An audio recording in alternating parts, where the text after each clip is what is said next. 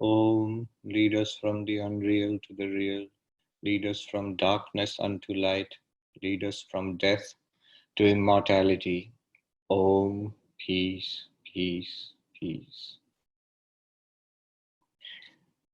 So welcome back to the second session of this retreat, which is on Mahavakya Viveka, the Viveka of the Mahavakyas, analysis of Mahavakyas, based on chapter 5 of the Panchadasi. So, as I promised, in this session, we will postpone the discussion of the Mahavakyas a little bit, and I'll give a short technical background to this whole discussion. So we need to know certain things before we proceed. One important point, 1 second. So,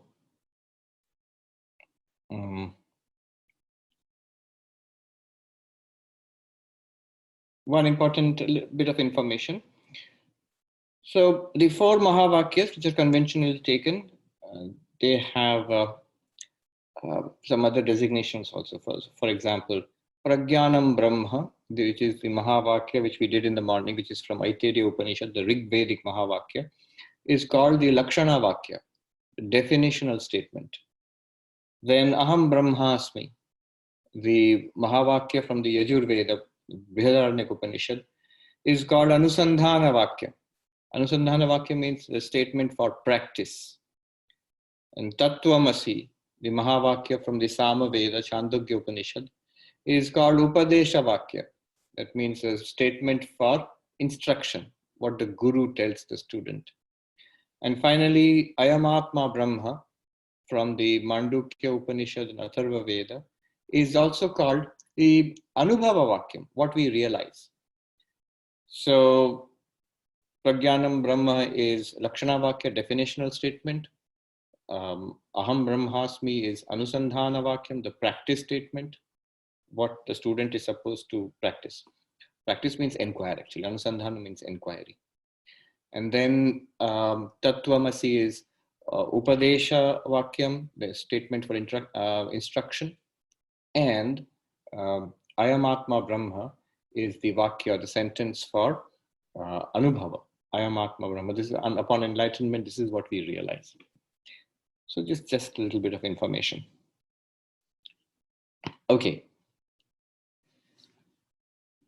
This presentation, what I'm going to tell you now, is going to be divided into 4 parts. One main part and 3 smaller parts. The first part is, how do we decide what a statement means? What is the technical method? I mentioned hermeneutics, Vedic hermeneutics, how we understand or investigate the meaning of a text. So that's one. I'll quickly go through that.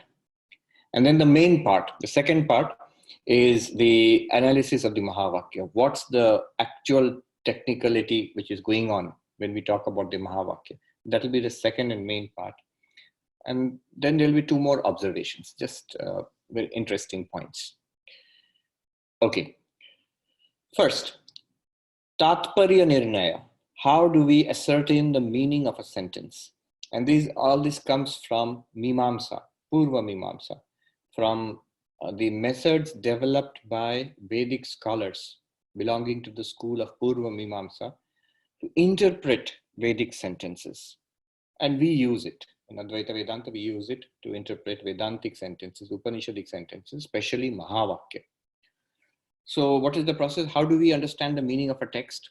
Shadvida Linga, 6-fold signs or 6-fold designations, let us say. These 6 characteristics, we look for 6 things, and then we interpret a sentence in the light of these 6 characteristics or signs. Shadvidha Linga. Upakrama Upasanghara, 1. Upakrama Upasanghara means beginning and end. Beginning and end. Beginning and end of what? Beginning and end of the text. So you're taking up a chapter or a book or a passage. Beginning and end. Second, Abhyasa. Abhyasa. So these are all technical meanings. All right. Abhyasa means repetition. Repetition. Number 3 is apurvata, uniqueness, or what is the novel teaching, the new teaching, unique teaching, apurvata. Number 4 is phalam, result, result. What is the promised result? Number 5, arthavada, what is praised, what is praised. I'll explain all of these. And the final one is upapatti, arguments, upapatti, arguments. So what do we have? What are these things and what are the meanings? Upakrama upasanghara, number 1. Abhyasa, number 2. Apurvata, number 3. Phalam, number 4. Arthavada, number 5. And upapatti, number 6. What are they? In many cases, most of us will be familiar with it because we've gone through Vedantic studies for a long time. But still, it's good to just revise the basics. So what are these? These are the methods by which we ascertain the meaning of a sentence or a textual passage. And you can apply them not just for Vedanta. You can actually take up a lecture, say something given by an orator or a politician, and then apply these points, these signs to determine what is the purpose, what is the purport, what is the central message, if there is a central message. Of course, we are assuming that a philosophical text will have a central message. Often nowadays, people talk without any particular point to it, or people write a lot of things without any particular point to it. Then it will be very difficult to determine what they're trying to say if they're not trying to say anything. But mostly there is a point to a text. Upakrama upasanghara, beginning and end. When you examine a text, at the very beginning and the very end, there will be a clue. There will be a clue to what the text intends. Usually, it may not be the very first sentence. It may not be the very last sentence, but maybe in the first paragraph or 1 or 2 paragraphs, an indication will be given that we are going to talk about this. We are going to write about this. So you have to take a close look at the beginning and the end. At the end of the text also, what has been said will usually be summarized. I remember a professor of communications once taught us that when you give a speech, when you give a talk, so what is the formula for giving a good speech? First, tell them what you're going to tell them. Then tell them.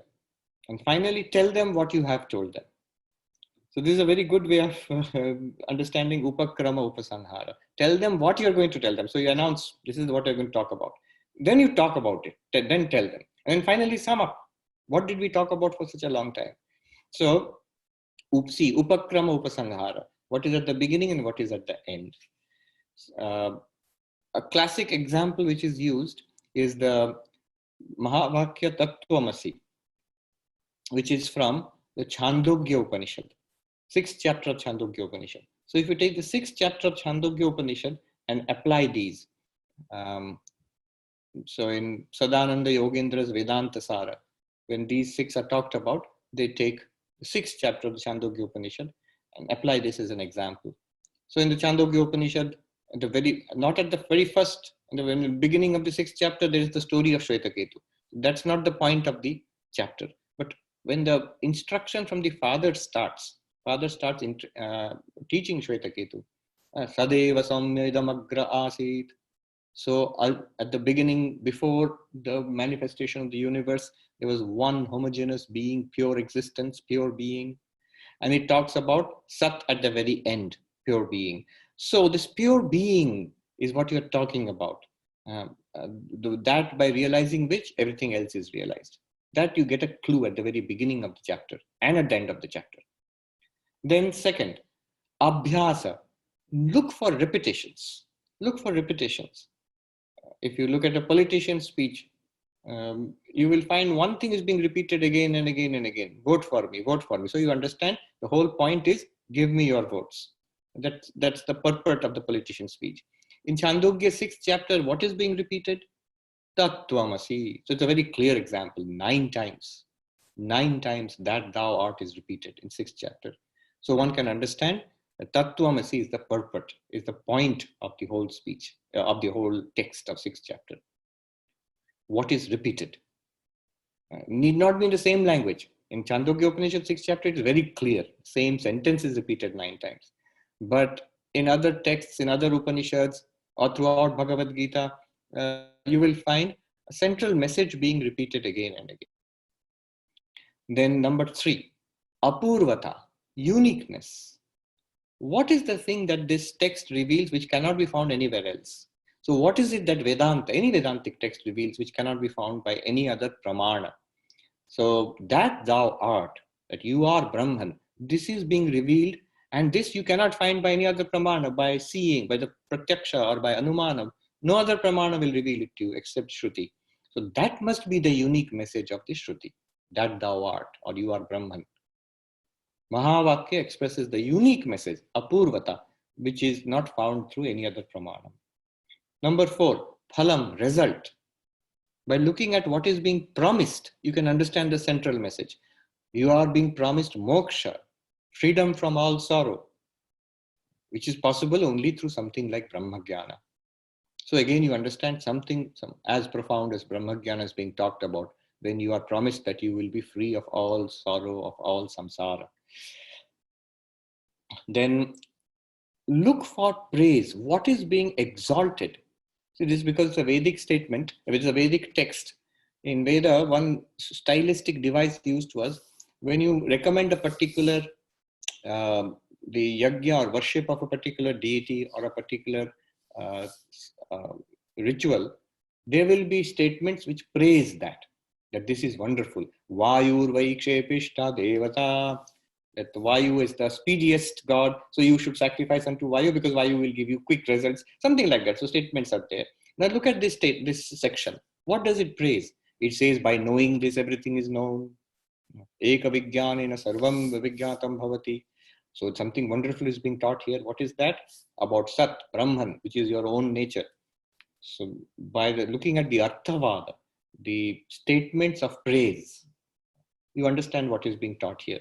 So again, a politician's speech. When a politician says, I have done this, I have done that, oh, these are my achievements. Over my career, I've done so many things.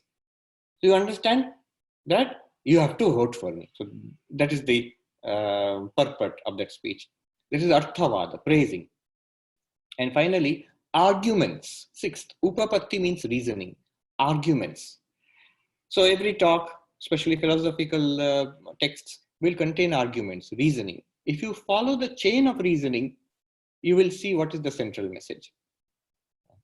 Just as clay, the same lump of clay is found in all pots are nothing but manifestations of the same lump of clay. As by knowing the clay, one knows all pottery. By knowing the iron, one knows all implements made of iron. By knowing the gold, one knows all ornaments made of gold. In that way, by knowing Sat, everything is known. You are that Sat. So one sees the arguments there. Here in the using these examples, clay and pot, gold and ornament, iron and implements. These are proto-arguments, you can say, but they all point to that same truth, the same teaching, Tat Tvamasi. And hence, putting all of these 6 together, we come to the conclusion, the objective is to teach the identity of Jiva and Brahma, Tat Tvamasi, that thou art. So this is the purport of the whole section, chapter 6 of Chandogya Upanishad. In this way, we come to the understanding that Tattvamasi means the identity of Jiva and Brahman, and that is the point of the whole teaching. This is called Tatparya Nirnaya.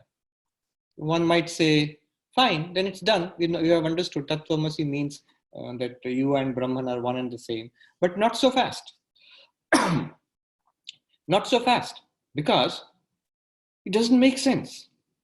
Brahman, which is the creator of the world, did you not say, Shwetaketu can ask his father, did you not say before the manifestation of the world only one Sat was there?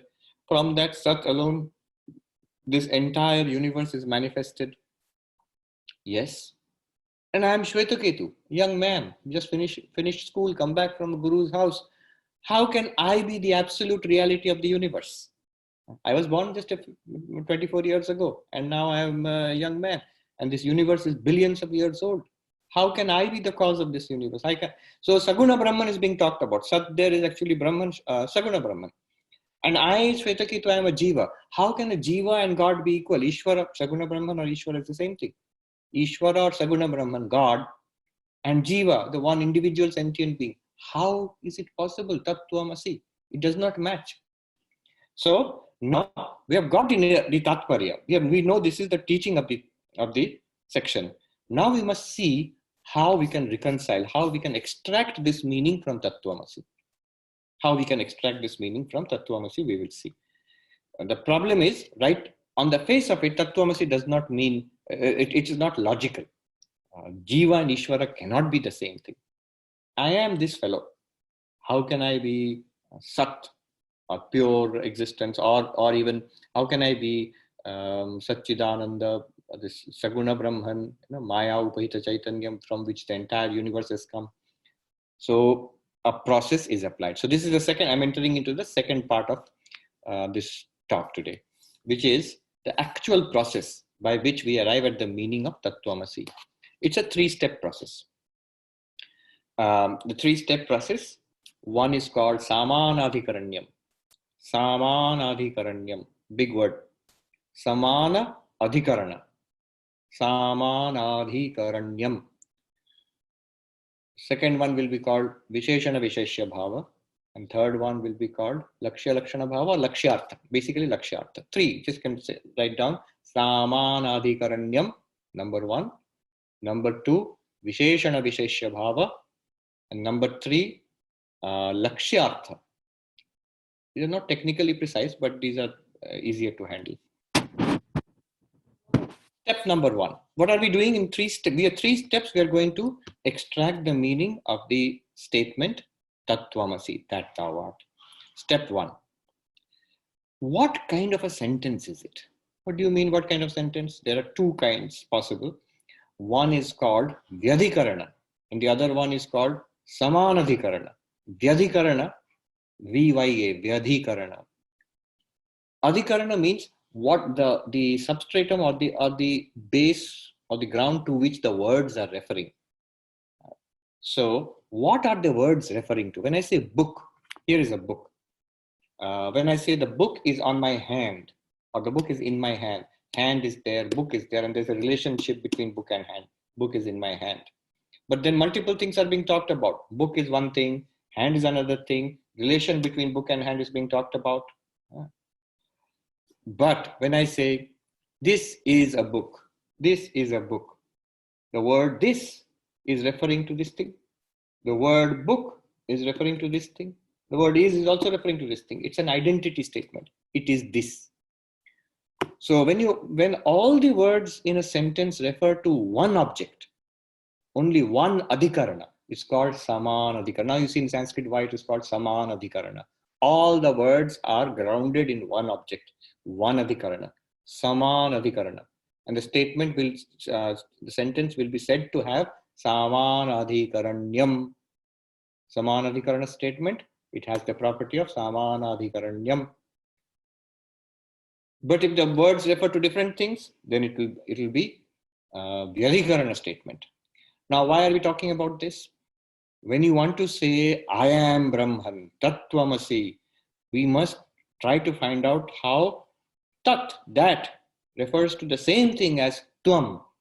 You Shvetaketu and Tat Sat, it must be the same thing. Then only we can say, this is that, Tattvamasi. Then only I can say, I am Brahman. The word I should refer to the same thing as the word Brahman refers to. Samanadhikarana has to be established. Otherwise, what will happen is, you see, why these things are important. These are not just juggling with words. They have profound consequences. It can have devastating consequences. For example, Tattvamasi. Now, Tattvamasi, we are translating as that thou art. But it need not be so. Sanskrit grammar permits you to say Tattvamasi means Tadadhinatvamasi.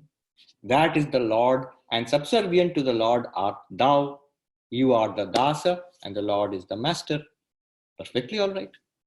Why not? You will say, especially, yeah, why not? Well, we will say, why not? Because it is not allowed, because we have just now determined through the analysis of 6th chapter that it must mean that you, Shvetaketu, are that Sat. Though right now the meaning is not coming out. We will not settle for Sat is God and Shvetaketu is Bhakta. The Lord is the master of the Bhakta. Tad adhinatvamasi. that meaning we will not accept. We will drive for the meaning of identity. Tat and Shvetaketu must mean the same thing. So if you do not do this, if you do not prove that it is Samanadhikarana, it will become a Vyadhikarana statement. Then Tad Adhinattvamasi, thou art subservient to the Lord. Then it will become Dvaita Vedanta. At this point, if you don't check it, the meaning will be now hijacked and will be turned into Tattvamasi will just be that you are the devotee of the Lord, or the Lord is the master, you are the devotee. It can be grammatically derived that way. Though the context does not allow it. If you see the whole chapter, there's no talk about devotion to God, but we have to protect the meaning. Now, how do we know Samanadhikaranam or not? Grammatical clue. So a typical classical example that is used for Vyadhikarana statement is Dandena Gamanaya. Dandena Gamanaya. And a cowherd boy is being told, go to the field, take this stick and drive the cow home.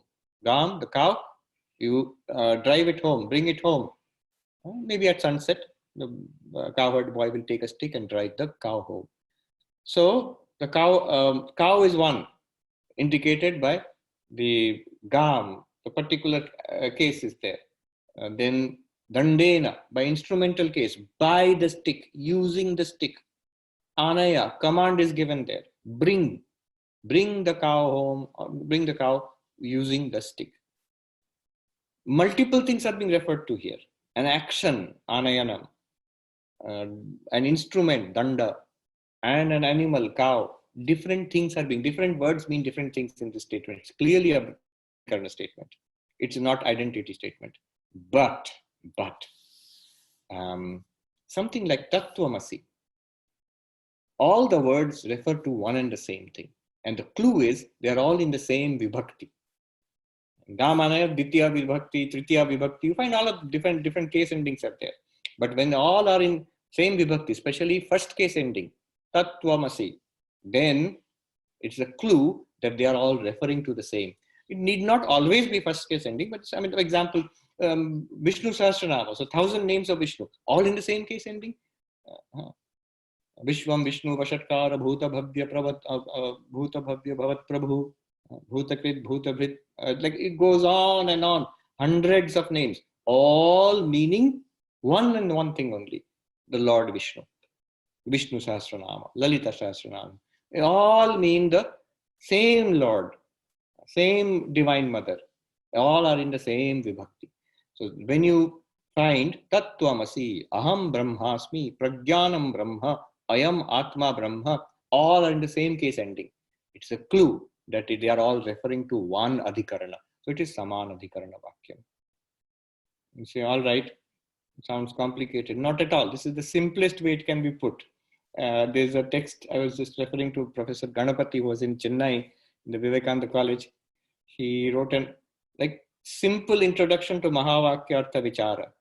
In this first step itself, Samanadhikaranyam, there are 16 possible types of Samanadhikaranam. So 16 possible types are there. Each one has to be individually considered and rejected, because of the 16, only one will lead to Advaitic meaning. The rest will lead to something else.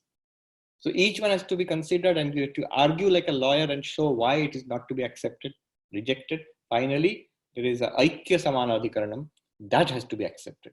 So just at this first step, 15 options have to be rejected and only one selected. So this, that is the level of complexity and the level to which people have thought, and how careful one has to be. All right. So we admit, suppose we agree that this sentence refers to one thing. Tat and Tvam both refer to the same thing. It's an identity statement. Identity statement means the identity of Tat and Tvam, that and thou. Or Aham Brahmasmi. Aham and Brahman refer to the same thing. Prajnanam Brahma, which we did in the morning. Prajnanam and Brahma refer to the same thing. Ayam Atma, this very self, Brahma. So Brahma and this Atma, they refer to the same thing. This is the meaning of Samanadhikaranam. If we are agreed, we will proceed. Now next problem comes. Problem is this. A classic example they use is blue lotus. Nilotpalam. So when you say blue lotus, blue refers to the lotus and lotus refers to that particular flower. Blue lotus. So we have a blue lotus in your hand. When you say blue lotus, when the word blue refers to this thing only, and lotus also refers to this thing only. So it's a samanadikaranam phrase, that nilotpalam. Now, how are we to understand it? Is what is blue and what is lotus? Is it a visheshana vishesha bhava? That the lotus is the substratum and blue is the quality of that. So we are trying to understand the meaning of the phrase blue lotus. Blue refers to the same flower, lotus refers to the same flower. Now, what is the relation between these two? We know when we say blue lotus, lotus is the flower and blue is the color. Blue is the guna and the lotus is the dravya in Nyaya terms. So a substance and its property are indicated by blue lotus. One is Visheshya, the qualified, the lotus, and Visheshana, blue, Neela, that is the qualifier. So that's how they are related. White chalk. Chalk is the substance, dravya, and white is the color. And now we understand the meaning. So your Tattvamasi, Mr. Advaitin, is it related like that? Is Tat the substance and Tvam is the attribute of that? Is that what you're trying to say? There is a reality which is Tat, and whose quality or attribute or qualifier is the Jiva, Tvam. What is the trap? If you say yes, it sounds logical. If you say yes, see how logical it is. Blue lotus. Both of them refer to the same thing and one qualifies the other and you understand it. If you say Tat Tvamasi, Tvam is the qualifier of Tat and that's how they are one and the same thing, then it will immediately become, I know many of you have understood what will become, it will become Vishishtadvaitavad. Tat is Brahman, that Brahman, qualified by Jiva Jagat. Jiva Jagat Vishishta Brahma. That's why Vishishtadvaitavada. Brahman is the, they say, Sheshi, the part holder, and Jagat and Jiva Shesha. That's from which Sheshanaga comes. The part, the Amsha, Amshi. The totality is Brahman and all Jivas are parts, Amsha of Brahman. Jagat is an Amsha. Chit Jada Amsha. So conscious parts of Brahman, we are all conscious parts of Brahman. Remember, this is not Advaita Vedanta. Don't get confused. We learned from Mahavakya Vichara that we are all Vishishta parts of Brahman. Not at all, disaster. This is the proposal that all Jivas are Vishishta parts, are sentient parts of Brahman. Chid Amsha. And Jagat is Achid Amsha. The insentient, Jada part of Brahman. And Brahman is the totality. Narayana has these two characteristics, Visheshanas, Chid, Achit. Central teaching of Vishishtadvaita Vedanta. So, Jiva will become a Visheshana of Brahman. To put it in a very simple way. There are very profound discussions out there. But this is the basic idea. Brahman and Jiva are related how? Not that they're same. Not that Aham Brahmasmi. But you are part of Brahman. Amsha. You are an Amsha, part, and Brahman is Amshi. You are Shesha, part, and Brahman is Sheshi. Purna and part. It is like body and its parts. So hands and feet and head and tummy and legs, they are all me. But the legs are not the hands are not the tummy. They're all different from each other. They all together constitute my body. Is it like that? No, we don't agree. Visheshana Visheshya Bhava, we reject. That's why in some Advaitic analysis, Visheshana Visheshya Bhava, they don't enter, they bypass. But is there any way in which it can help? Yes, it can help in this way. See, what does blue lotus actually do? When you say blue lotus, the word blue, what does it do? And the word lotus, what does it do? When you say blue, you mean only blue lotus, not white lotus, not yellow lotus, not red lotus, only blue lotus. When you say lotus, you mean only the blue lotus, not blue sky, blue shirt, blue pen. Blue can refer to many things. Lotus can refer to different kinds of lotuses. But when you put them together, what blue does, itara vyavartaka. That means it cuts out all other alternatives. Only blue and only lotus. Not yellow lotus, not red lotus, not white lotus, only blue lotus. And when you say lotus, that means it is a blue lotus only, not blue pen, blue sky, blue shirt, feeling blue. No. The two together, they remove all other alternatives and precisely point to one entity, which is the blue lotus. So this is a sort of roundabout way of understanding it. This is actually helpful for Advaitic understanding. We can accept this. We say Jiva and Jagat qualify, Jiva and Brahma qualify each other in what sense? By Jiva and Brahma, we mean Tat and Tvam, that Tvam only, which is Tat, that being Brahman. And that being Brahman, which is nothing other than you, the Jiva. So Tat qualifies Tvam and Tvam qualifies Tat. In that sense, we can take it to cut out all other options. But it doesn't work. See, the whole problem is, how can the blue and lotus are compatible? Because we immediately, and when you put them together, we immediately understand what blue lotus is. But what is Tattvam? Tat, pure existence, Brahman, or Saguna Brahman, Ishvara, and Tvam means Jiva. If you put them together, if you say qualifying each other, Jiva, Ishvara, what does it mean? It seems mass of contradiction. So then we go into the third and last step, Lakshyartha. I hope you are with me so far. Samanavikarnyam, all the words refer to one reality. Then we were invited to take a look. An option is being offered. You have to be careful what the shopkeeper offers you. Please accept Lakshya, this Visheshana Visheshya Bhava. Be very careful. You'll be trapped into Vishishta Advaita if you accept it. But we bypass it and say, yes, Jiva and Brahman, they qualify each other, but in what way? Still contradiction is there. What is the contradiction? Jiva. Tvam means Jiva, the poor boy Shvetaketu. Body mind, sentient being with body mind. Jiva is Alpagya. So little we know. Ishvara is Sarvagya, all-knowing, omniscient. Jiva is subject to birth and death. Ishvara is Nitya. Jiva has so little power, Alpa Shaktiman. Ishvara is Sarva Shaktiman. Jiva has Alpa Vyapti. And Ishvara is Sarva Vyapi. All contradiction. How the two can be together? How the two can, see, like Neela and blue and lotus easily fit. Immediately you get a clear meaning.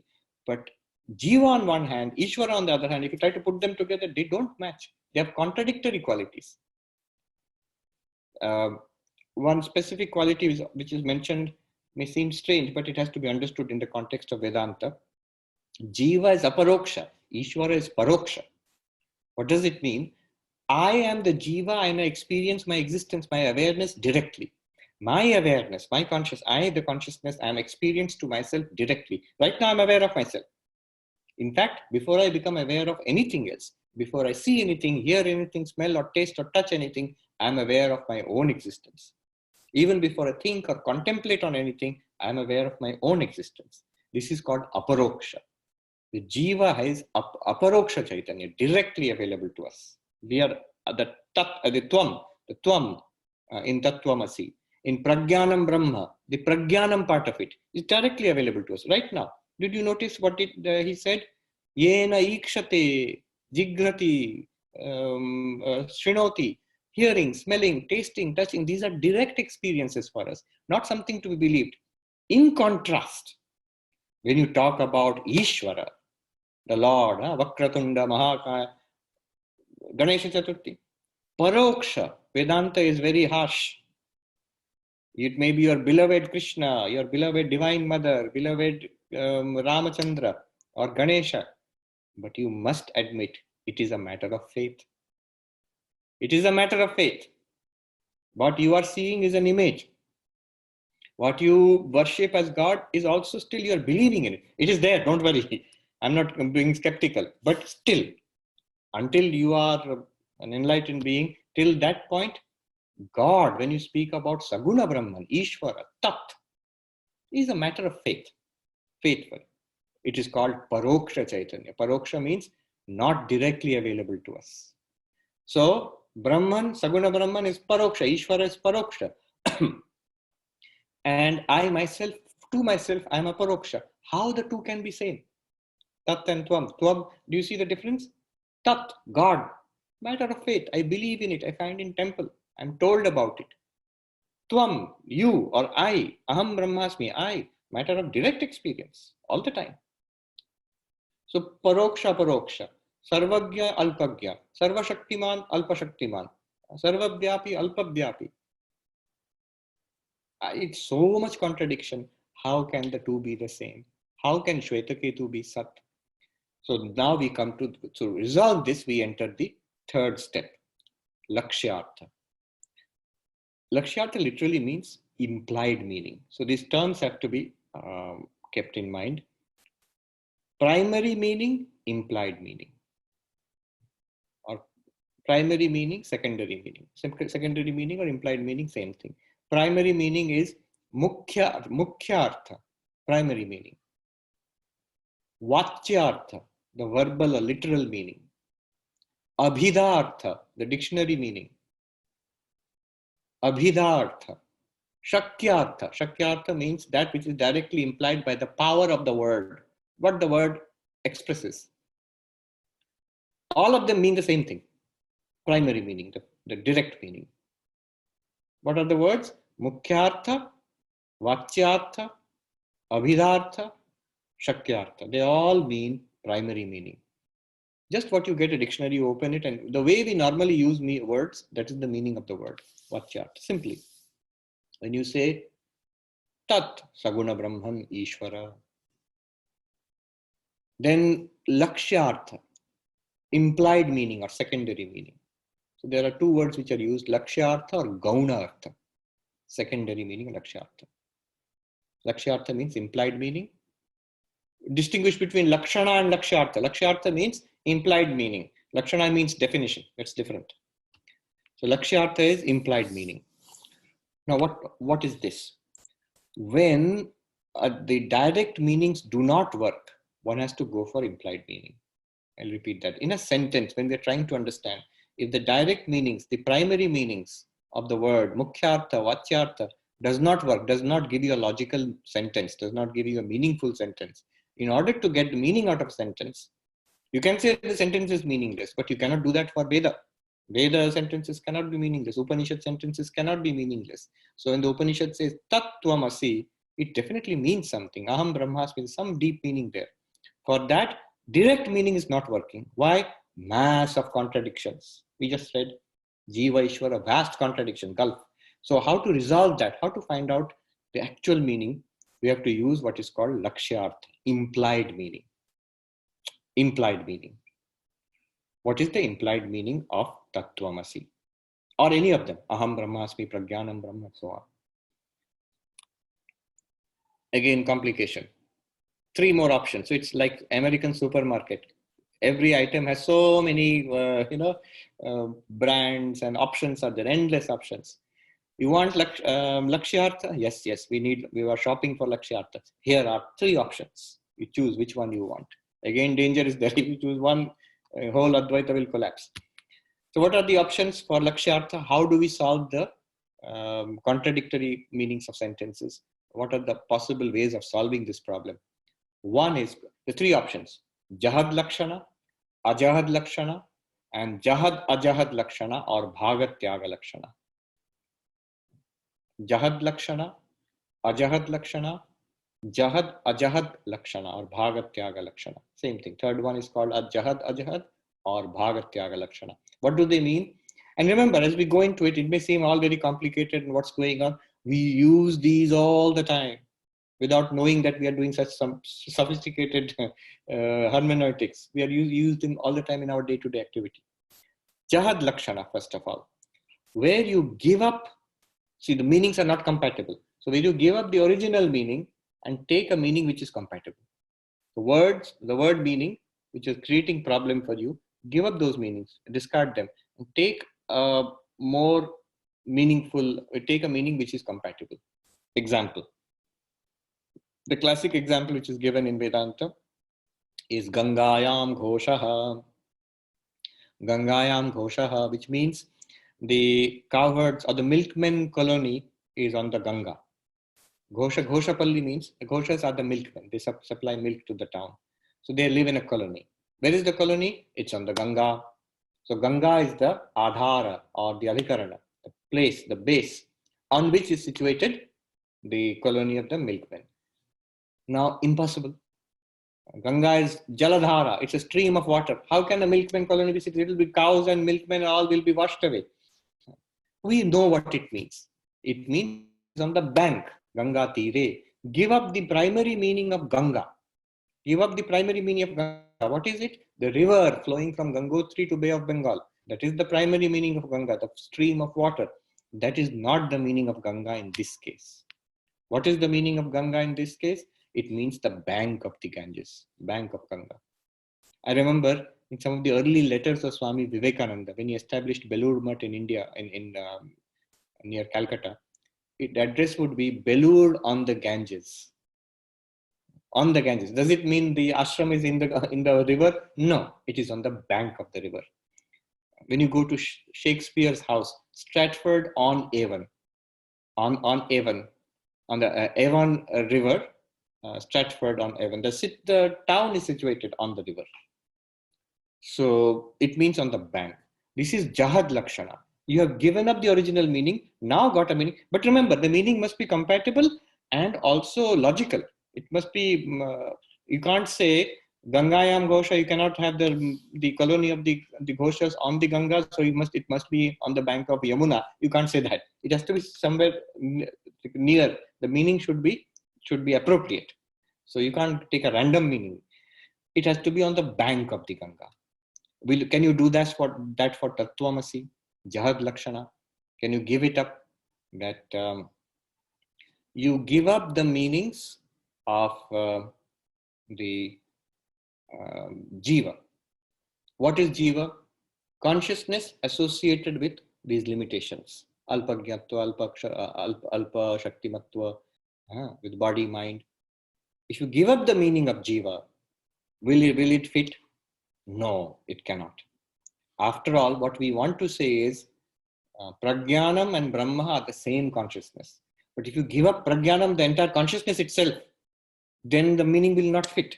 What is Prajnanam, or what is Tvam, or what is Aham? In each case, the Jiva, the word referring to the Jiva. Consciousness limited by body-mind, with lot of limitations. Alpa Ayu, Alpa Shakti, Alpa Jnana. Now, if I give up the whole meaning, then consciousness also will go along with everything. With all the characteristics, along with body, mind, you are pure consciousness also. If you give up the meaning of Jiva, then consciousness, along with body, mind, the whole thing will be given up. No, that cannot be done. So should we give up the meaning of Ishvara? No, Jahad Lakshana. Same problem. What is Ishvara? Maya Upahita Chaitanya. Consciousness associated with Maya. Along with Maya, consciousness, baby with bath water will go. Again, it will not fit.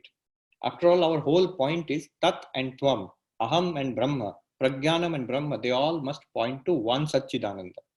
But because Satchidananda is there in each of them. But if you throw out their total meaning, Satchidananda also will be thrown out with it. Satchitananda also will be thrown out with it. And then you cannot have the meaning. So Jahad Lakshana is not applicable. It is not like Gangayam Ghosha. Second option, Ajahad Lakshana. In this one, you don't discard the meaning, you add one more meaning to make it meaningful, appropriate. Example they give is Shona Dhavati. Shona Dhavati means the red one is running, the red is running, or the brown is running. What do you mean brown is running? Meaning, how can brown run? It's a color. Red run, how can it run? It's a color. So what the context is, horse race is going on. And people are shouting, look, the red one is running ahead. Red one is winning. How can a color win? What they mean is the red horse. Shona Ashwadhavati. You add one more word, it will become meaningful. The whole thing will become meaningful. Just add one more word. If you add one thing, the sentence becomes meaningful. Shona Dhavati, red is running. We normally use these words. Red is running. Add one more word, red horse is running. The whole thing becomes meaningful. In that way, can we add something to Tattvamasi to make it meaningful? Can Jiva and Ishvara become the same if we add, let us say, we retain the Jiva's qualities, I am Jiva, plus I add Ishvara's qualities, one more thing, then will it become one and the same? It cannot be, because they are contradictory qualities. One example, joke is, I think Swami Paramarthanji told this joke, or somebody told this joke. Said that their husband and wife, they're going to the party, and the wife tells the husband, "Hey, your socks are smelling. Put on new socks." So, all right. They put on new, fresh pair of socks, and they go to the party. In the party, that's again foul smell is coming. And the wife goes near the husband and whispers, "I told you to change the socks and put on fresh socks." Husband says, "I put on the fresh socks. Hey, how is that smell coming?" "Oh, the old ones are in my pocket." Now, see, if you keep the old ones in your pocket and put on new ones, you've added the new socks, but the smell of the old one will keep coming. Similarly, if you keep Jiva, with all our problems, with body-mind problem, with our limited knowledge, with our desires, raga, dvesha, all sufferings, plus you add something else from Ishvara, it will not solve the problem of samsara. You will still retain the smell of jivahood, of limitation. So it will not be ajahad lakshana. That does not work. Then the third one, bhagatyaga lakshana, jahad ajahad lakshana, where you sacrifice a part of the meaning and keep another part of the meaning, then the two terms will fit. Example, soyam devadattaha. This is a classic example from Vedanta. This is that Devadatta. This is that Devadatta means that Devadatta whom I saw in Mumbai, that Devadatta now, Devadatta just some person, now I am seeing in New Jersey or in New York. That Devadatta whom I saw 30 years ago, that Devadatta I'm seeing today. That Devadatta who was a young man, that Devadatta is an old man now. And that Devadatta who was slim and fit, that Devadatta has a big tummy now. Now this huge difference we are seeing, so many contradictory qualities. Past Devadatta, present Devadatta, old, young Devadatta, old Devadatta, fit Devadatta, whereas paunchy Devadatta, and so on. All these qualities, young, old, past, present, Mumbai, New York, all these are contradictory qualities. And yet we know, we discard those qualities mentally and we know it is the same person. It looks different, time is different, place is different, everything is different. And yet we know it is the same person. So what are we doing? We're keeping the person and ignoring the other incidental qualities. That's how we recognize a person. So we use this all the time. I remember in the monastery, I'm going to take a Ganga bath today, a bath in the Ganga. Now, what is the meaning of Ganga? River from Gangotri to Bay of Bengal. Are you going to swim from Gangotri to Bay of Bengal? No. I am just going to take a bath in the river, which is on the bank of the monastery. Just one dip in that place only. But what am I saying? I am taking a bath in the river. So I am discarding the meaning of the river and only taking part of it. That part in the front of the monastery. Not discarding the entire meaning, not adding anything to it. Bhagatyaga, jahad, ajahad. Jahad giving up, ajahad not giving up. Bhagatyaga, giving up only partly, bhaga. I bought a mango. I ate a mango. Common use, but you see the difference. When I say I bought a mango, I mean the entire mango. I don't say to the shopkeeper, give me only the flesh and keep the skin and the seed. We don't say that. We buy the entire mango. But when I say I ate the mango, same word. It is understood. I discarded the skin, I discarded the seed, I only ate the flesh of the mango. Bhagatyaga lakshana. We automatically use these things. These are nothing particularly sophisticated or very deep. Now you apply it to Tattvamasi. Ignore the fact that Ishvara is Sarvagya. Ignore the fact that I or Shvetaketu is Alpagya.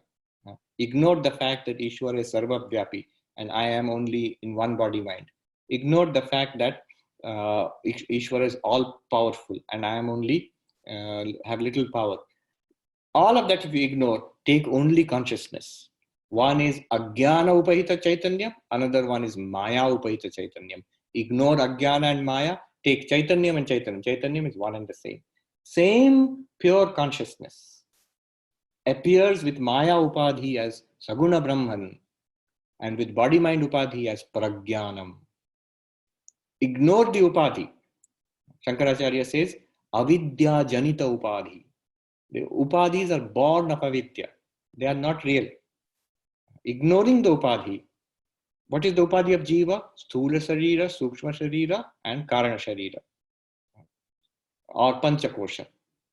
Ignoring the upadhi of the jiva, you get pure consciousness. Ignoring the maya upadhi of Ishvara, the glory of Ishvara, you get pure consciousness. As pure consciousness, they are same. It's like saying ocean and wave are same. It can never be. One wave and the ocean cannot be the same. But as water, both are same. The wave is nothing but water, and the ocean is nothing but water. As water, they are the same. Similarly, Ishvara and Jiva can never be the same. Ishvara is vast and powerful and glorious. Jiva, we are ordinary. Ishvara is one, we are many, so on. But as pure consciousness, we are exactly the same. If you say, what is the use of this? If we are different in so many ways and in only one way we are the same, what is the point of it? But the difference is Maya Upadhi or Avidya Upadhi. They are illusory differences.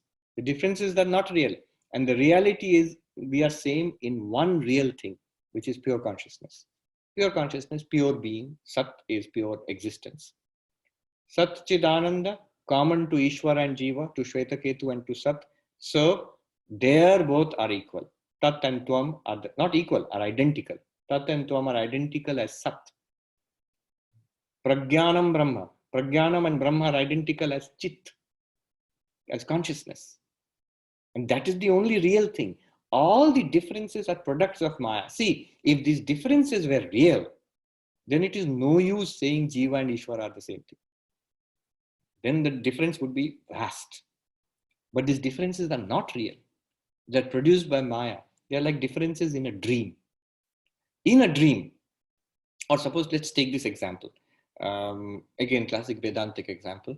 Three friends are going in a darkness and semi-darkness, and they see there's a rope there, but they don't see it as a rope. One says, oh, there's a snake. The other one says, no, don't worry. It is just a garland thrown from the temple, mala, pushpa mala. Another one says, no, the last earthquake, or there was a crack in the ground, that is bhuchidra. It is a crack in the ground. All of them see the same shape. One sees sarpa, snake, mistake. Another one sees pushpa mala, mistake. Another one sees bhuchidra, crack on the ground, mistake. What is it really? It is really a rope. Now, if somebody comes and tells them, it's a rope, they will not see it because none of them are seeing a rope. What is a rope? The way to teach them will be, your snake and pushpamala and bhuchidra are the one and the same thing.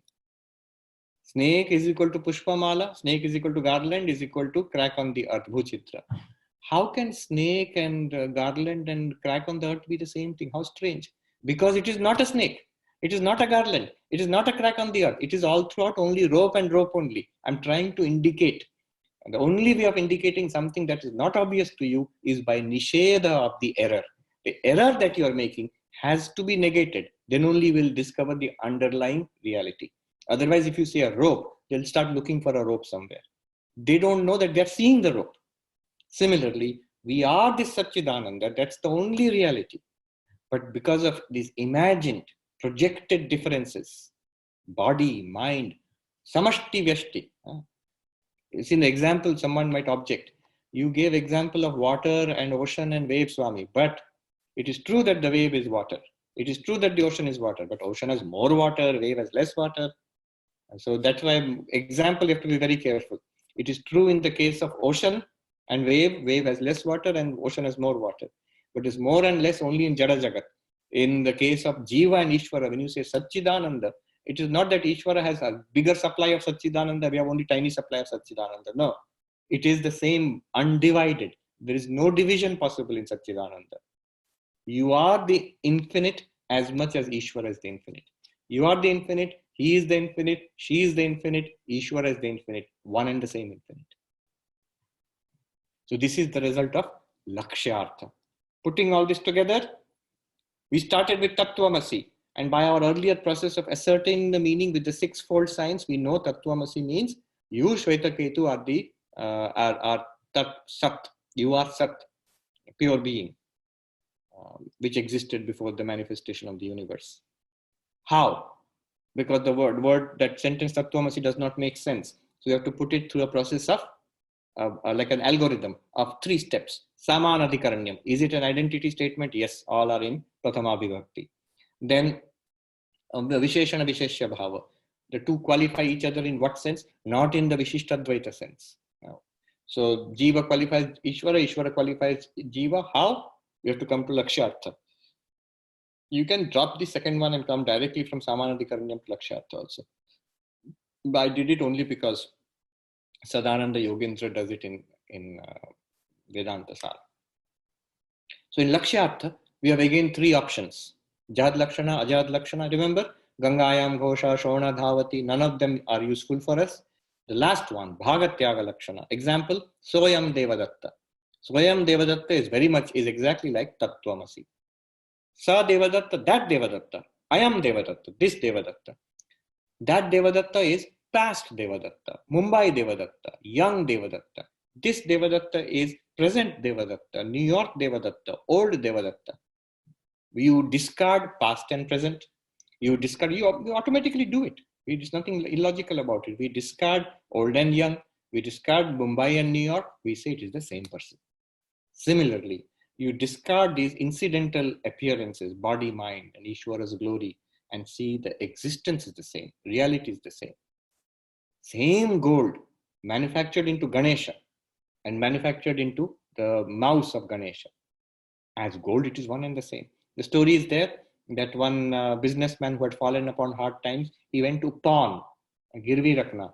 He went to pawn his Ganapati statue image with the jeweler and said, Ganapati ka kya rate doge? What rate will you give me offer for Ganapati, for Ganesha? He weighed it and he said, this much rate I will give per ounce of gold. Chuhe ka kya rate doge? What will you give for the mouse? He said, same rate. And the man was very angry. What? Ganesha and mouse? Don't you have any faith? And don't you have any shame? Same, Ganesha and mouse are same to you. And the jeweler said, I'm sorry, sir, but it is Ganesha for you and mouse for you. For me, it is only gold. आपके लिए गणेश गणपति है आप चूहा है मेरे लिए तो सोना ही है ना. So in the same way, Devadatta, this Shvetaketu and Tat Sat, that ultimate reality, creator of the universe, and this boy Shvetaketu, their name and form, they are different. But as existence, as awareness, they are one and the same thing. That is the meaning of Tattvamasi. So this is what is going on. In all the four Mahavakyas, Jiva and Ishvara are present. Tattvamasi, Tat is Saguna Brahman and Tvam is Jiva. Prajnanam Brahma. Prajnanam is our day-to-day, our Jiva experiences. Seeing, hearing, smelling, tasting, touching. Brahman is the absolute, the consciousness of the Saguna Brahman. Now, both are the same thing. How? As pure consciousness. Then, notice, in the first verse, that consciousness which enables you to see, hear, smell, taste, touch. Second verse, that consciousness which is in Brahma, in Indra, in the Devatas, in human beings, in all living creatures. I don't think I am that. I think I am the consciousness in this fellow only. But it's equating the two. What is the consciousness in all beings? Krishna said, Kshetragyam chapi mam vidhi sarva kshetreshu bharata. I am the consciousness in all beings. Who is Krishna? God, Saguna Brahman, Avatara, but Saguna Brahman. How can I, the Jiva, be the same as Saguna Brahman? You have to drop the incidental attributes. Aham Brahmasmi. Who is Aham? The Shishya. Aham. I've been told by the Guru Tattvamasi. Now I say Aham Brahmasmi. I'm inquiring. Aham is I, this fellow, Vedanta student. Brahman is Ishvara. How the two can be one and the same thing? As by taking Lakshyartha, as pure consciousness. When I realize I am Atma Brahma, this very self is the ultimate reality of this universe. And the self here, how they can be the same thing? Only when you discard the totality of the universe and the individuality of this person. Behind it, beyond Samashti and Veshti, one reality only. Okay. We have gone over time. We just finished, I think. Two observations, very nice. I will tell them tomorrow. Only let me tell one. This is very, very short. I'll just tell one, and the last one I'll leave for tomorrow, which is a very nice discussion. One observation is, when you say Tattvamasi or Aham Brahmasmi, when you say Aham Brahmasmi, note, one thing we understand is that it's being told to me that I am Brahman. I am I am nothing other than Brahman. I am pure consciousness. But the full meaning of the thing will become shockingly clear when you see both sides. Aham Brahmasmi means I am nothing other than Brahman. And Brahman is nothing other than me, nothing other than I. Tattvamasi means you are nothing other than Brahman. But it also means Brahman is nothing other than you. Say, no, sir, that is too much. I am Brahman, I'm fine with it. But Brahman also can be all these other things also, other people. No, you're making a big mistake. If you do that, then you also cannot be Brahman. You have to give up these individualities. Individuality is only name and form. There's no question of totality and part. Purna and Amsha, it will become Vishishtadvaita. It is beyond the concept of Purna and Amsha. There is no question of division. Brahman is Bheda Traya Rahita, Swagata Bheda, Sajatiya Bheda, and Vijatiya Bheda Rahita. There is nothing other than Brahman. There is not more than one Brahman. And within Brahman also no divisions. So there is no parts of Brahman. You are Brahman, and that's it. When you say, I am Brahman, it means I am not body, I am not mind. Notice Shankaracharya, when he says, Chidananda Rupaha Shivoham, but before that, 3 lines. Mano Buddha Hankara Chittani Naham. I am not the mind, not the intellect, not the memory, and not the ego. I am not the 5 pranas, I am not the body made of 5 elements. Then only I say, Chidananda Rupa Shivoham. And even more shocking, Brahman is nothing other than you, which means the ultimate reality, there is no Shiva, Ganapati, Durga, all the forms of the divine may sound blasphemous, but actually they are nothing other than you, the real you.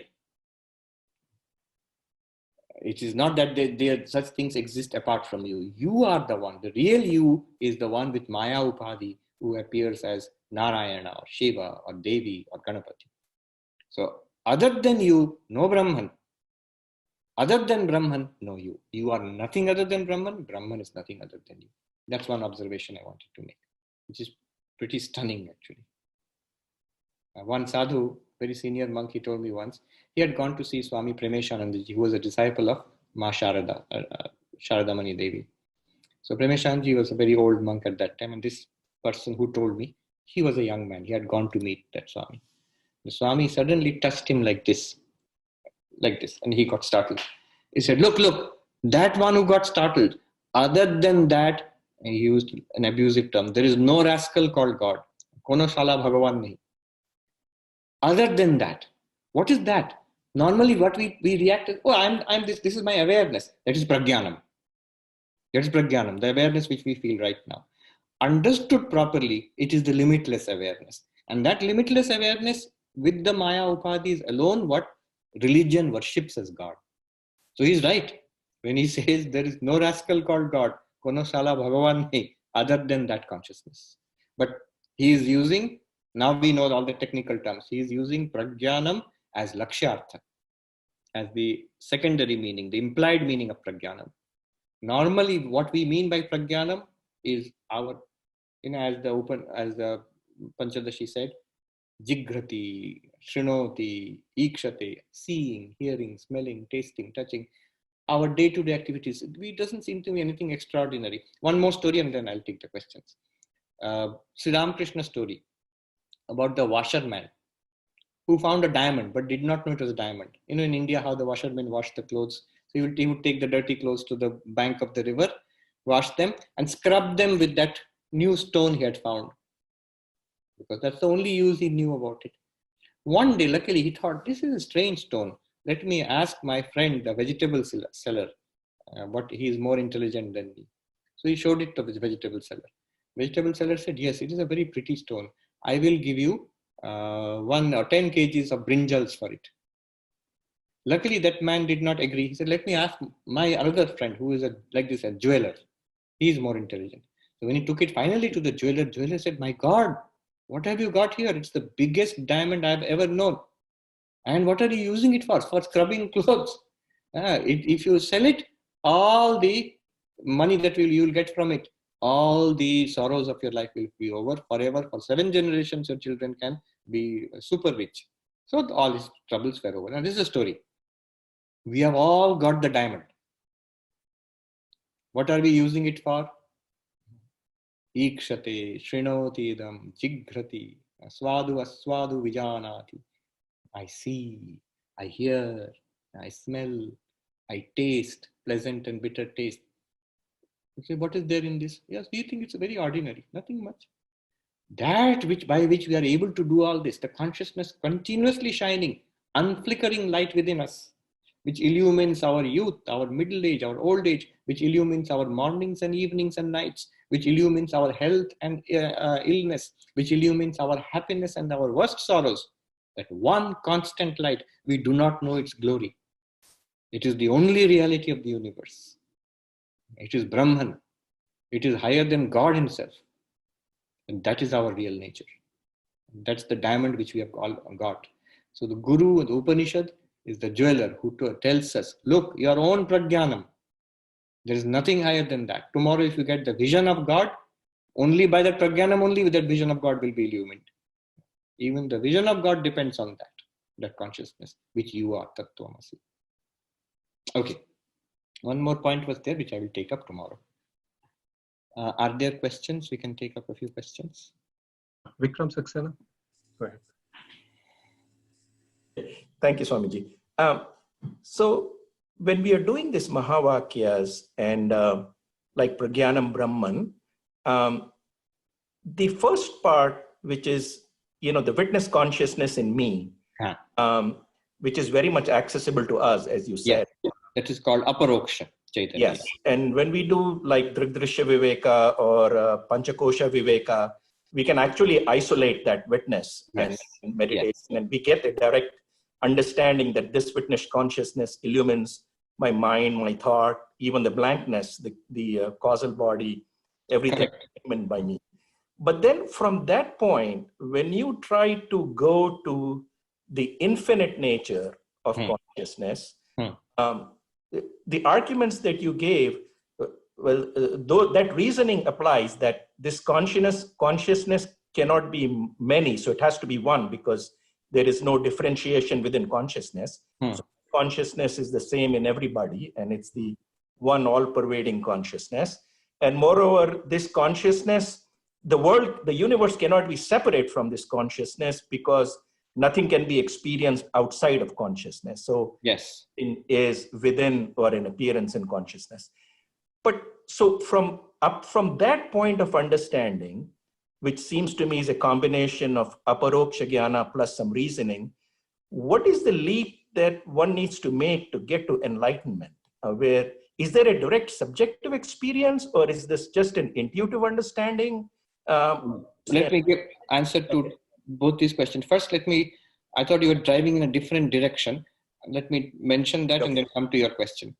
What I was thinking about was, you wanted to say that understanding through Drigdrishya Viveka or Avastatraya Viveka or Panchakosha Viveka, we can understand I am the witness consciousness, witness of the body mind. That's aparoksha, direct. A little bit of thinking one can understand that it's, at least intellectually one can isolate it.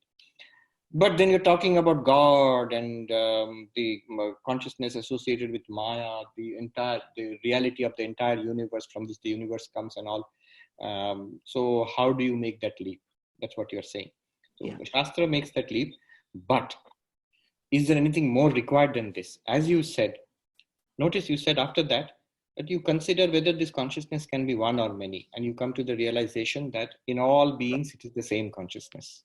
Yes. Also, one more thing, the non-sentient things, rocks and stars and planets and all, or protons and quasars and all, are they anything apart from consciousness? And you come to the conclusion, no, they are appearances in consciousness. Yes. If that much you can do, you've actually done the work required by the Mahavakya.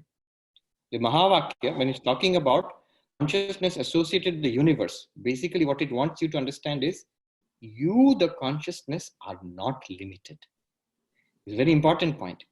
Even after understanding I am the witness consciousness, deep in my mind only, there is a hint of a limitation, because I sort of intuitively feel in each of these fellows, these other bodies and minds, a separate consciousness is there. And even if there's one consciousness, mind, body, and the billions of entities of this universe are separate from me, the consciousness. So this feeling of multiplicity, and multiplicity means limitation. Yes. Why multiplicity means limitation? I am consciousness. Where does this consciousness, where does it stop? What is its limit? The moment it hits something not conscious, I think I am aware, and here my awareness stops. Here is an object, which I am not. I am this, and this is an other than me, Dvitiyam. What the Mahavakya basically does is, it dissolves all feeling of second. Yes. There is nothing in this universe, nobody in this universe, nothing in your experience which is apart from you, the pure consciousness. First, understand yourself as pure consciousness. That is what the first verse did, Prajnanam. Apart from all the experiences and activities, I am the unchanging light. Done. Yes. But this unchanging light is the same unchanging light in all beings, not a different, different instance of that unchanging light. It is the very same unchanging light in all beings. Not only that, all beings and living and non-living are nothing other than this unchanging light.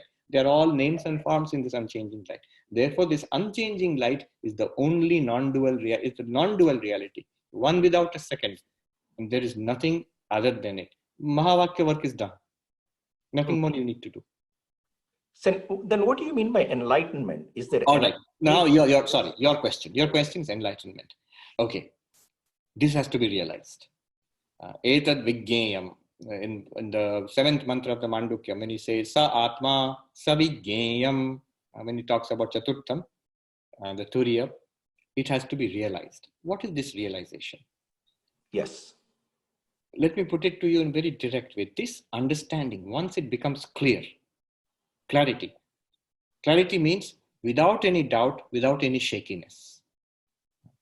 Once it becomes absolutely clear to you, just as it's clear to you that you are Vikram now, in that sense it becomes clear, or even more clear than that, unshakably. That is enlightenment. How does that come about? The knowledge that we have now, when we have total theoretical clarity, yes, that itself deepens into enlightenment. Ideally, Shravana itself should lead to enlightenment. Shravanat eva jnanam.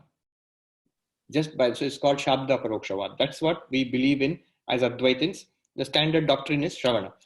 And there are many problems, many obstacles which are overcome by Mananam and Nididhyasanam.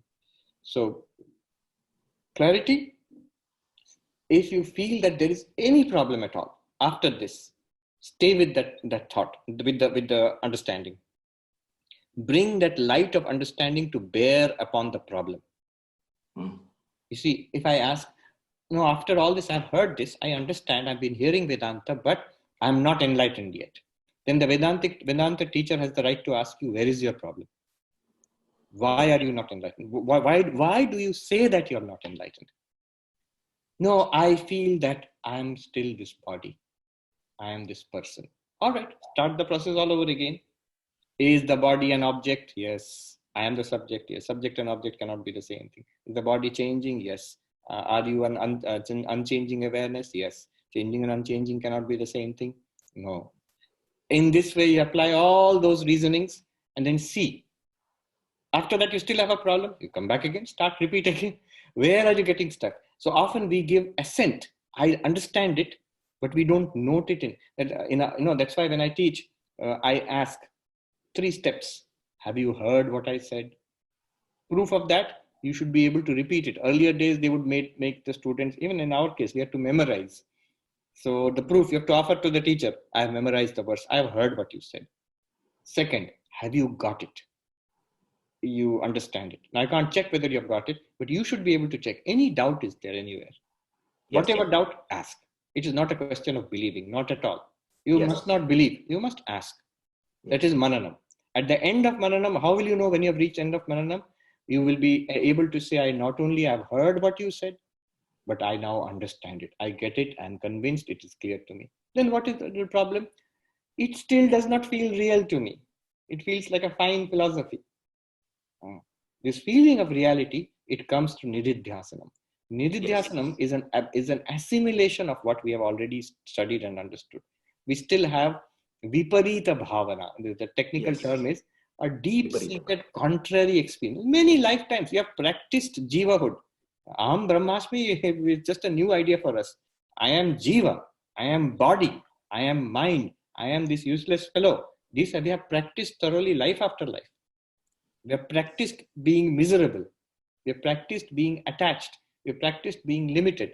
It comes naturally. We are experts at that. So that has to be overcome. Yes. You have to soak yourself, not brainwash or hypnotize yourself.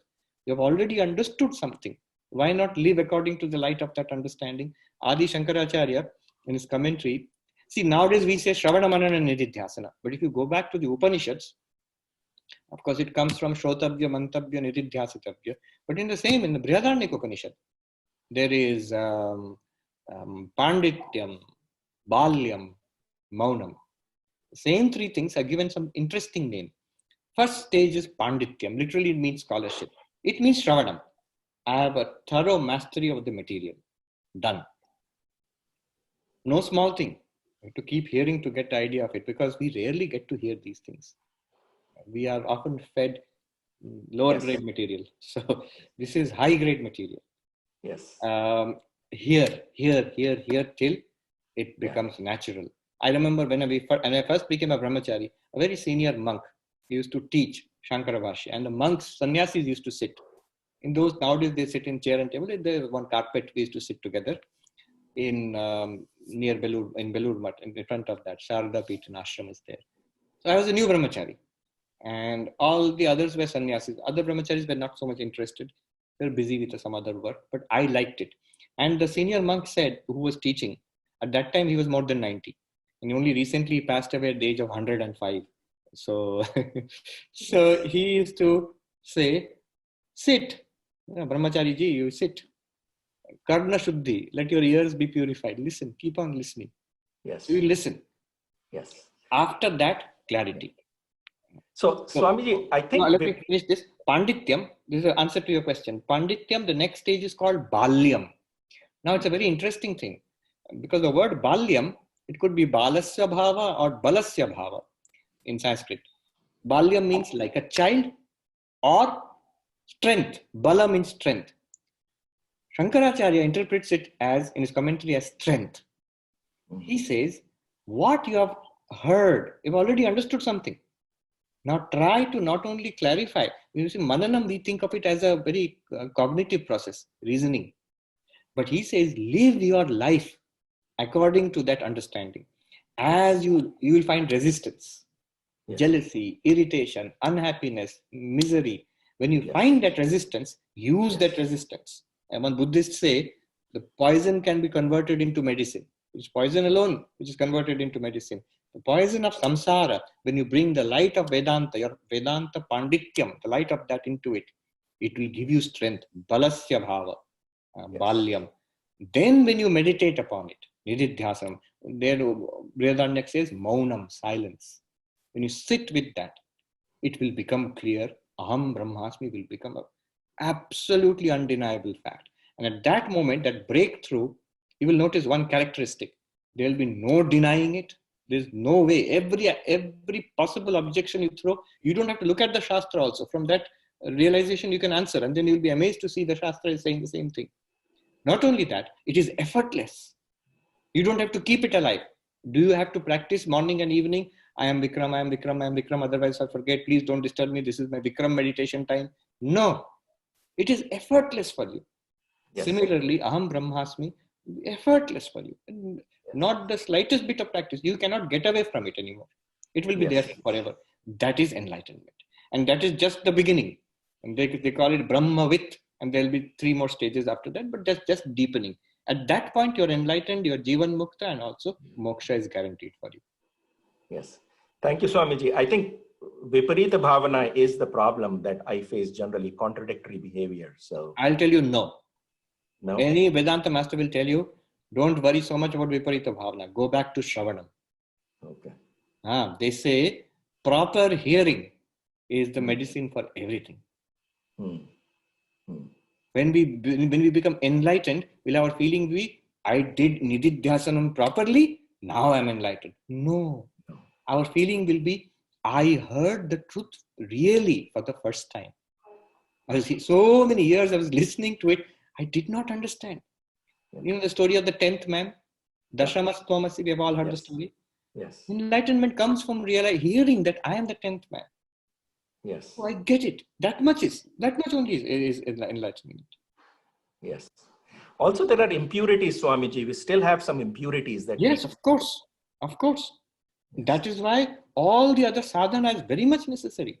Karma yoga, Raja yoga, Bhakti yoga, meditation, purification of mind, devotion. Those who think Advaita and devotion are contradictory, not at all. Dangerous misconception. One sadhu in Uttarakhand said, for those on the Jnana Marga, Bhakti Marga is very useful at the beginning of Jnana Marga. Why? Because our impurities, desires, he says their desires are of the heart, not the intellect.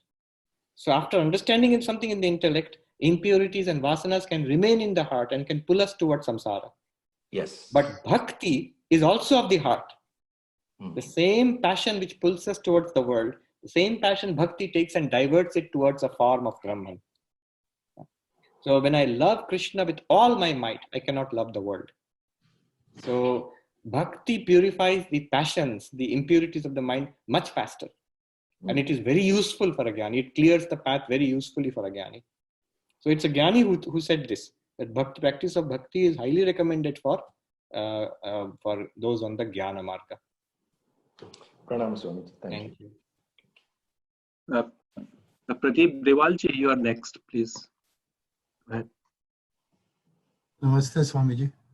Namaste. Can you hear me? Yes, yes. Namaste. I have two questions.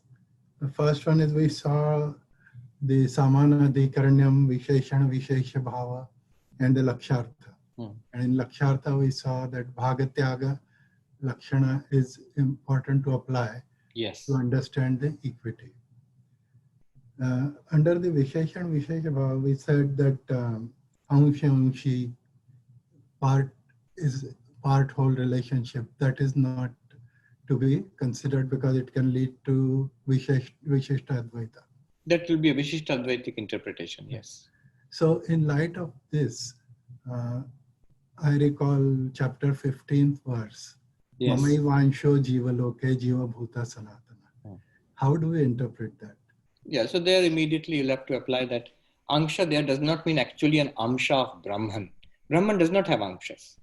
It is only through Maya that Brahman appears to be an Amsha. That means we appear as Jivas. One Brahman appearing as many, many Jivas. That Avibhaktam cha bhuteshu vibhaktam iva cha sthitam. Bhagavad Gita itself says, I am one and undivided in all beings, but I appear to be divided. That appear to be divided is the so-called Amsha. Vishishta Advaitin will jump upon you. See, Amsha is mentioned here. So yes, that's an interpretation. But for Advaita, there is no problem because through Maya, an Amsha can appear. No problem at all. Remember, Maya has Amshas. Maya is capable of innumerable divisions. Yeah. In Maya, there is Samashti and Vyashti. So same consciousness, Samashti means total, Vyashti means individual. The same consciousness can appear to be, now there are 57 people here, can appear to be 57.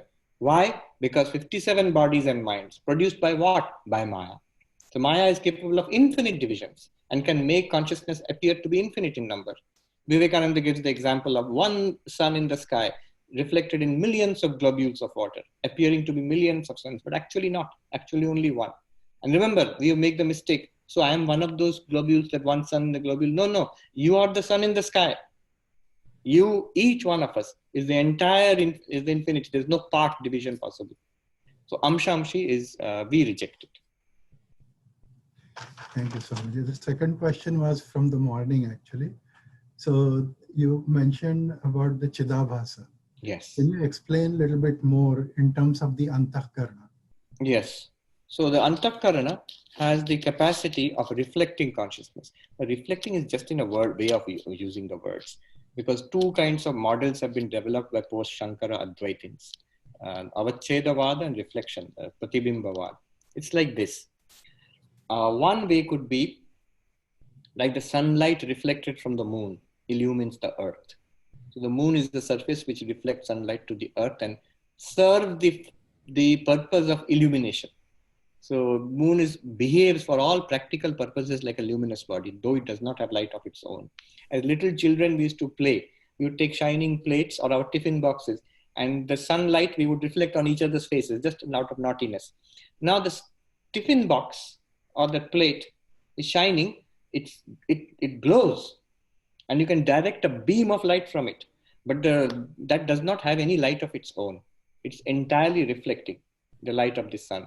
But a rock cannot do that.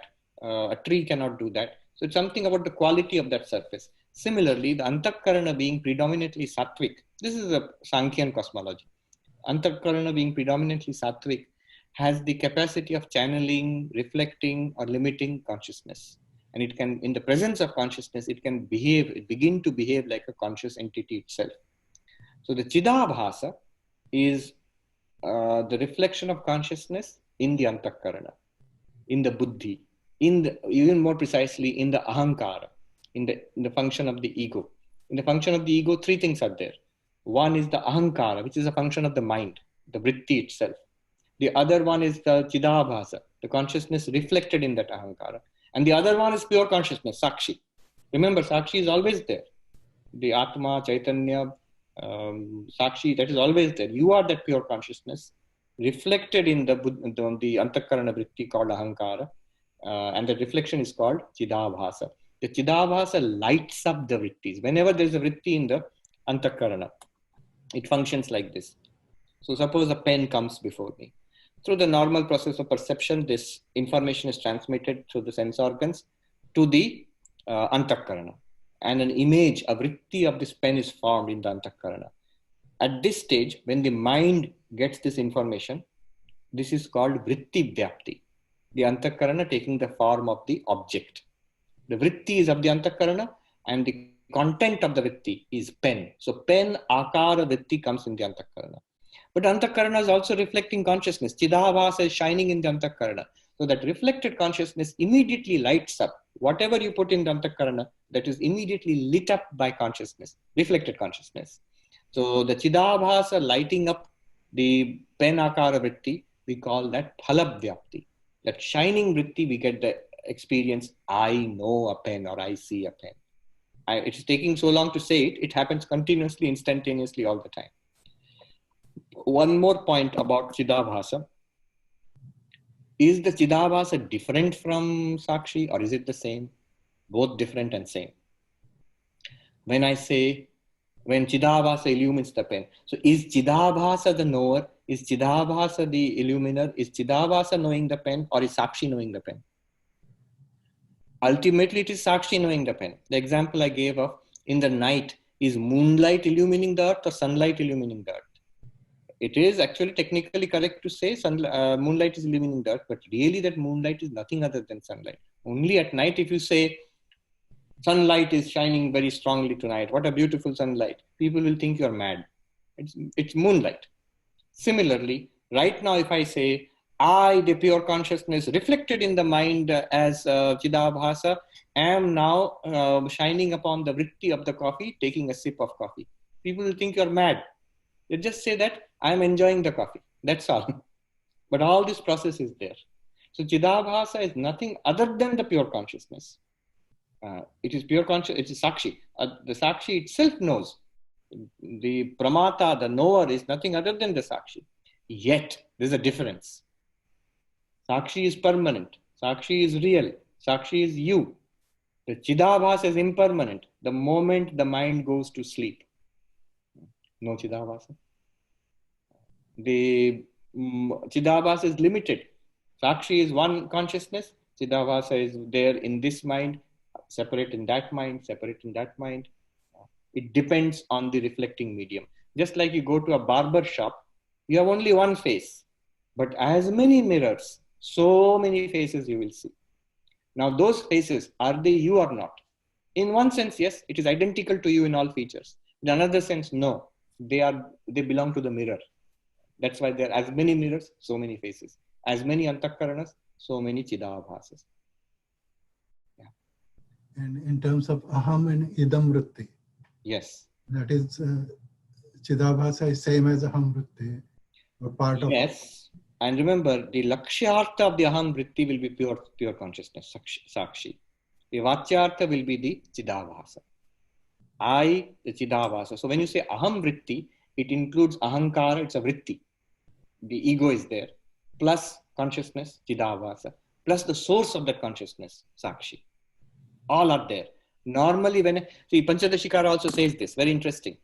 Difference between aham vritti of ordinary ajnani and jivan mukta. There are three meanings of aham. Ordinary persons, ajnanis, use one meaning, and jivan mukta uses two meanings. So three meanings are there. What is the meaning? The ordinary person uses aham vritti to mean this ego, and it refers to what? Body mind. Aham, I am this fellow. I'm very clear about it. No need to think. Jivan mukta, when the jivan mukta says aham, it means the lakshyartha, sakshi, chidananda rupaha shivo aham. Shankaracharya can say that with confidence. Chid ananda rupa shiva. Chid aham, ananda aham, ananda rupa aham, shivo aham. That is the primary meaning. The vachyartha, that is the primary meaning of aham for an enlightened person, jivan mukta. But gaunartha, the enlightened person also uses aham in a secondary sense to refer to body mind. Why? In order to converse with us, in order to transact with us. And Sri Ramakrishna used to say that, I'll have a glass of water. Now, I'll have a glass of water. Is Brahman going to have a glass of water? No. He means through this body and mind. Sometimes they make this slip. They say, when you come, he would say, tell to devotees, bring something for this place, he would say, this thing. So that he is referring to the body mind as this. Yeah. So aham has three meanings. One is ajnani uses body mind. Second meaning is used by the jivan mukta as Brahman. Aham brahmasmi chidananda rupa shivoham. And third meaning is also used by jivan mukta to refer to his or her body mind just in order to converse with people. And sometimes people get carried away. The Vedantic texts tell us always use common sense. People get carried away after reading Vedanta. I've got letters, emails from people saying, I, the pure consciousness who in this manifested body and mind has got the name and form of Mr. Mishra. Why say so much? Just say, I am Mr. Mishra. You don't have to say anything more. Yeah. Thank you so much. We'll take one more question. Hold on to the questions, huh? Rahulji, you're next, and that's the last question. This is Rahul again. Yes. So we have in our history Gautam Buddha, Mahavir Swami. They are not associated with Advaita teachings. And over a period of time, we have had saints who are associated with Advaita, Vashista Advaita, and even dualism. They being enlightened, would they not experience and awaken to the same nature of reality of being one with the universal consciousness, Brahman? Yes, they would. They would. I firmly believe that in every tradition, great saints, enlightened beings have come. And as Hindus, we believe that. We are not narrow or fanatical. So yes, in every tradition, there have been enlightened people. Then why are there so many expressions? Some are dualistic, then some speak the language of bhakti, others speak the language of yoga, or in Jainism in different aspect, Buddhism in different aspect. So one unique thing about Sri Ramakrishna was that he said, as many faiths, so many paths. That which we are approaching is infinite, is beyond all language, beyond conception. When you try to bring it within language and conception, you will get different paths, especially also depending on our cultural conditioning. So after doing sadhana, if my cultural conditioning is of a Christian or of a Vaishnava, after doing sadhana, I get some experience, and then I say I have experienced Narayana or I have experienced the Christ. It's my culture. What the mind is soaked in, that will come through in the moment of realization. So Ramakrishna used to see, he at that time he saw this photography for the first time. So he was told that this plate is there, then this, I think, silver nitrate is put on it, and the light streams through it, and a shape is captured on it. He liked it. He gave this example later on. He says that masala, that silver nitrate, that is like the masala of bhakti. If you soak your mind in it, then your realization will be in the form of your chosen deity, of your ideal. But if it is not soaked in that masala, in that silver nitrate, it's just plain glass, then only radiant light will stream through it. No form will be left on it. So one is a dualistic bhakti type of realization.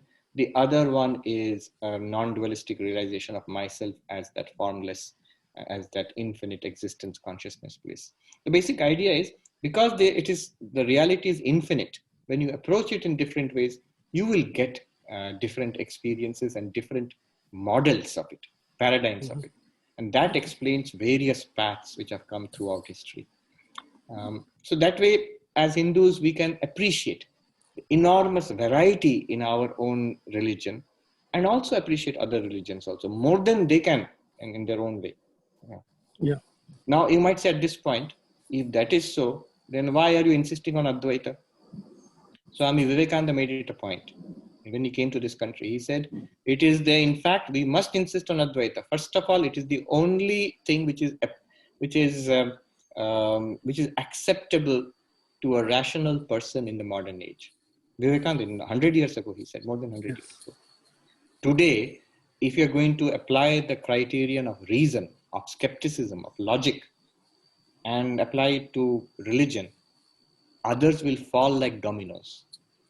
It is Advaita alone which can withstand the storm. Sam Harris, we talked about Sam Harris. Yes. In his book, Waking Up, he says, he completely dismisses all religion as nonsense, as superstitious nonsense, as something old tribal superstition which we need not believe in now. And then he says, but there are these two traditions, Madhyamaka Buddhism of Tibetan Buddhism and Advaita Vedanta in Hinduism, which have a core of truth. In that also, he does not accept everything. They have a core of truth which cannot be dismissed. Nobody can dismiss this. He himself practiced also, and he felt the reality of it. Logically, you cannot dismiss. And today, with David Chalmers, The Hard Problem of Consciousness, it is leading that way. Leading Western thinkers who have no commitment to Eastern religion. They are not talking about consciousness as a fundamental reality of the universe. Look it up, Hard Problem of Consciousness, panpsychism, huge debate is going on. Materialists, reductionists are furious. They don't want to accept it. But now these people are saying that there is no other way. You must accept consciousness as a fundamental reality of the universe. Somebody said to me, Swami, you are saying that they are accepting this, but they are saying material universe is real, and one more fundamental reality has to be added to it, which is called consciousness. So very good. You know what this is? 5,000 years ago, the sage Kapila in India said, consciousness and matter are the two realities, Prakriti and Purusha. Today, it is not Kapila, maybe Chalmers, maybe avatar of Kapila or something. He's saying the same thing, basically, exactly same thing, 5,000 years afterwards. Yes. So that is a step forward. I had a dialogue with Deepak Chopra. So in that dialogue, he said, before that, he was saying, Swamiji, these people are stealing our ideas and they're not giving credit to us. I said, let it be. If David Chalmers and others, they talk about it coming entirely from a Western perspective, without any kind of Eastern background, then it makes them more acceptable. If they say, I've got this idea from Buddhism, I've got this idea from Vedanta, people will dismiss. It's some kind of religion. But if you say, I've got this idea entirely from logic, from thinking, we cannot reconcile the first person experience with neuroscience. Then the consciousness must be a reality in itself. We must think of something new. He says, I have these crazy ideas to give, that consciousness is a fundamental reality of the universe. Then see how many papers are being written, how tempers are flaring all over. If you had just said it is a Buddhist idea, they will say, oh, very good, cute, fine, finished. And just wanted to compliment you, Swamiji, that you are Gnani, and you have clarified so many questions that came to mind in Vedanta. I personally see you as Vivekananda of our times. Indeed, and we are fortunate to have you. So I had a question. It's like question that I always had in my mind, but afraid to ask. How about in terms of your spiritual growth? Have you received enlightenment? Have you awakened? Sorry if I'm asking respectfully. That's something I will never tell you. Okay. No, it does not matter. It's something that we will all attain. In fact, one professor in Harvard, he said to me, very brilliant man, one of the most brilliant men I've met. He said to me, you might not think that at Harvard University professors sitting around and talking about enlightenment. They are. There are in philosophy department, very interesting discussions are going on. So one professor said, how many people attain enlightenment? Practically speaking, in this lifetime, how many people will attain enlightenment? Very few, statistically very few. So why should one try for enlightenment? I gave 2 standard answers. He gave me a third one, very beautiful answer. I will share those answers with you. The answers I gave to that professor were, 1, we will all get enlightenment. You are Brahman. This clarity is there. Even if you're Buddhist, you believe that you have the Buddha nature within you. So what can prevent you from realizing what you are, which is always present within you? Error, ajnana is nothing compared to the glory which is within you. It will shine forth. It is already shining forth. It will shine forth. The washerman will very soon realize it's a diamond. That's one answer. We will all realize, but it may take time. You can take your own time. It may take lifetimes. Second, once you have appreciated this and also seen a little bit of life, what else will you do except for seek enlightenment? The only valuable thing in life is spiritual pursuit. I'm not saying you have to be Advaita. You can be a devotee, you can be a Buddhist, whatever. But sincere spiritual quest is the most serious thing one can do in life. Is the most valuable thing one can do. More and more you pursue. See, at the end of life, people always say, my most valuable thing is my Ram Naam, is my study of Gita or Upanishad. Most valuable thing. Nothing else in life. My education, career, achievements, family, they all come and gone. And now I am alone with this reality. It's the most profound thing in life. What else will you do? Second, so therefore you must pursue enlightenment. And the professor said, see, those are good answers, but they're little theoretical. I will give you a practical answer. He gave a very beautiful answer, which I share with everybody. He said, the reason you need to seek enlightenment is this. As we proceed on the spiritual path, any religion, any kind of practice, seriously proceed on that. The day-to-day benefits which come to you, peace of mind, meaningfulness in life, strength, guidance in life, the blessings which come to you, they are so great. And as we go through life, they are so valuable. That is enough. Enlightenment, when it will come, we will see. But it is giving so much benefit to me day to day that I will follow this. This I will not give up.